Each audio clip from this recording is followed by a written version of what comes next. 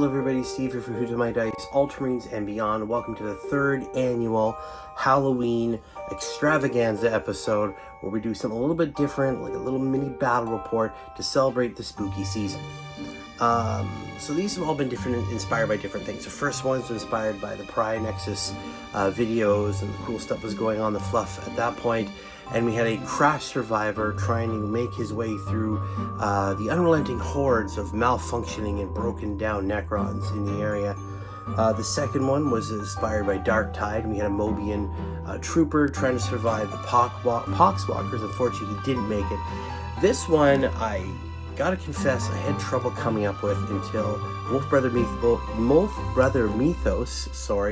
of Wolf Brother Gaming, suggested, hey, you've got that Weirdboy from Gear Guts, why don't you use him? I thought, boom, and in an instant it all came to me. So this one's gonna be a bit different, a bit more fun, and it's gonna deal with some cool Halloween stuff, right? The undead's always popular around Halloween, right? So without further ado, let's look at the characters that are going to be partaking in this, some of the cool mission rules that have come with, some game mechanics, and let's play through this and see if our hero, who we'll talk about in a minute, can strive through the oncoming darkness for the betterment of the Imperium, or himself. We don't know.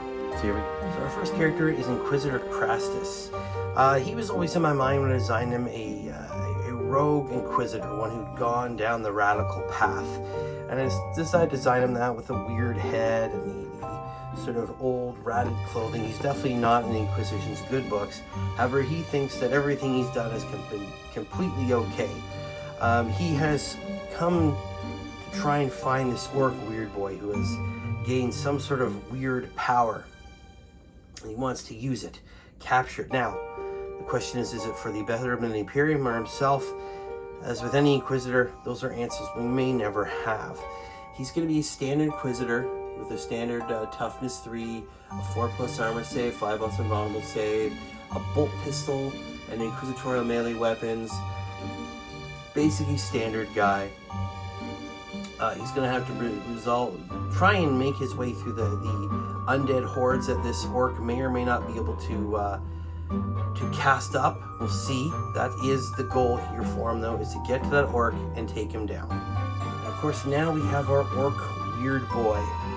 This is a fantastic model, and it was a gift from Wolf Brother Mythos, and a big thanks to him for pointing me in direction this model to use it for this Halloween episode. So very big thank you there.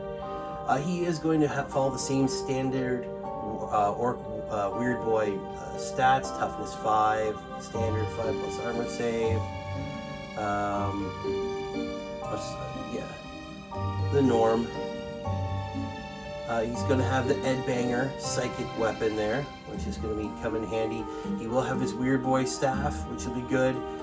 Things like Wog Energy we're going to leave alone. He will use the jump, which will be great for moving out of the way of this Inquisitor who's coming after him.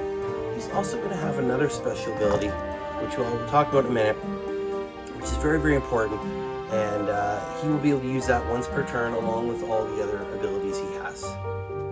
So the special ability, bringing back the boys as I call it, is using a old school blast template. All right, now if you've been at this as long as I have, you know exactly what this is and all the fun we've had in the past. If you're new and have not experienced it, this is how a lot of the heavier weapons were able to show their effect when they were used in old school games up till 7th edition. And you combine it with things like a couple D6 and an artillery dice here. Now this is cool because it has a whole bunch of different directions. So what you do is you put the template down. I'll use this example. If our Weirdboy tried to bring this guy back here, we roll up this dice and the 2d6. And as we roll the 12 in this direction, this thing is going to be moving 12 inches over here, and it may actually end up on this chap over here, bringing him back, or having the chance to bring back some undead who will be played in this role by some Poxwalkers, because why not?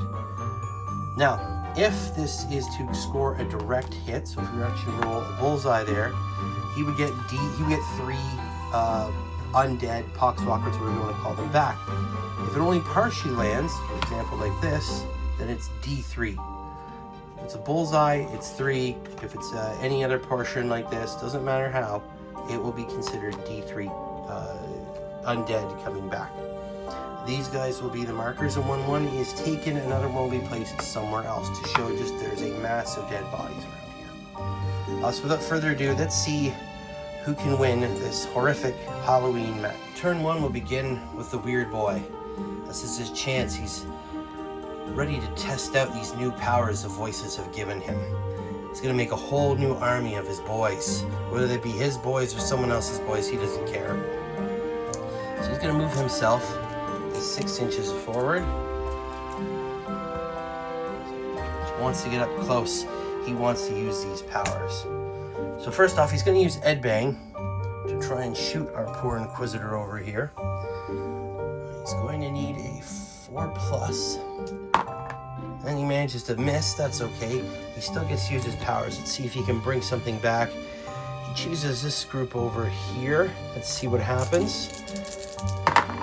And he managed to roast a bullseye. As we said, that means he gets to bring 3 of the undead back to aid him. And I'm going to pop up right here. We'll move this dead body away. 3 once loyal Imperial soldiers have now become tainted and warped monstrosities. They're undead. Their bodies lurch back to life by the green power of the Weird Boy. So they're going to try and move forward here. 5 inches. They have the same stat lines as the Poxwalkers. Let's see what happens. They're going to try and charge in and maybe make Inquisitor Crasstus' life difficult to begin with. Oh, and they make it. They definitely make it. So we have problems for the Inquisitor already.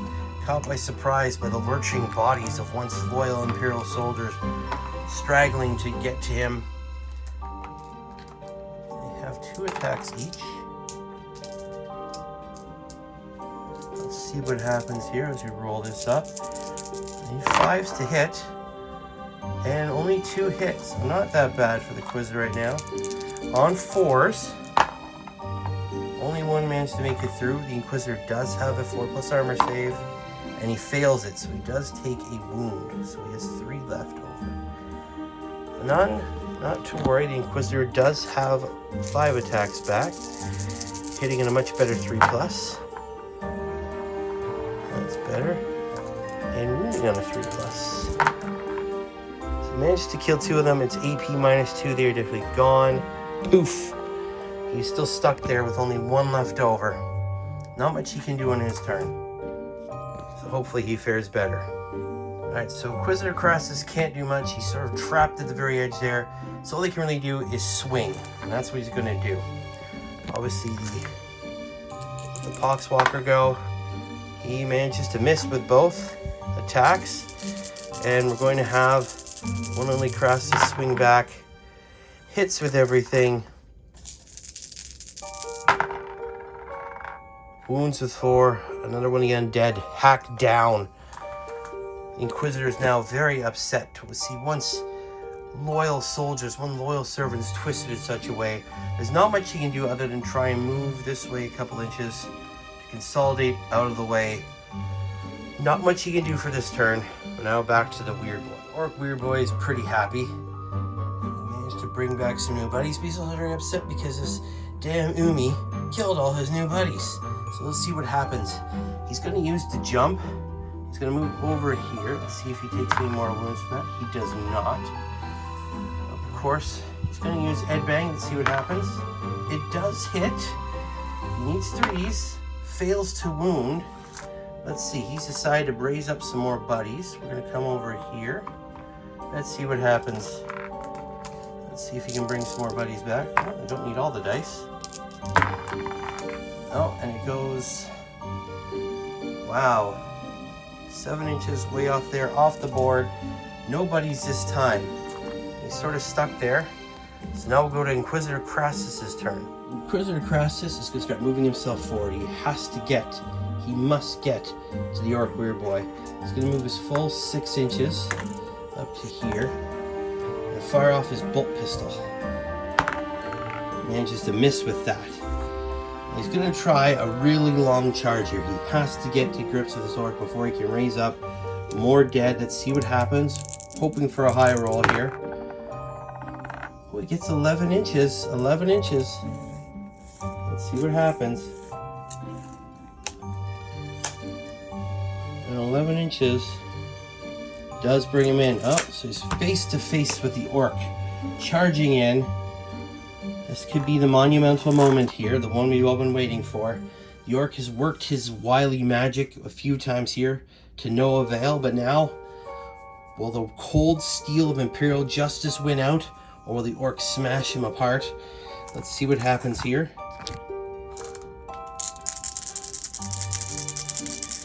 We need 3s to hit.